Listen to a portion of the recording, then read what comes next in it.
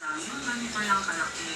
Then after nyan, i-coat lang natin ito ng harina, pero ako cornstarch ang gagamitin ko para lalong crispy. At itigdahan ko na din ito ng paminta at asin. Then haluin lang po ng dahan-dahan para hindi po madurog ang ating tofu. Gagamit ako ng isang itlog lang dahil konti lang naman ang ating tokwa.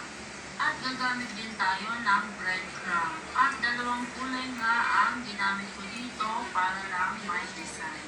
Ayan. Ngayon naman, lubog na natin sa itlog.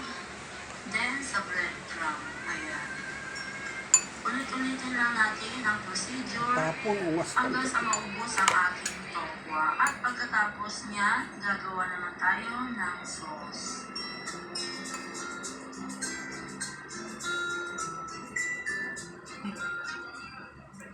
Ayan, tapos na. Itabi na muna natin ito.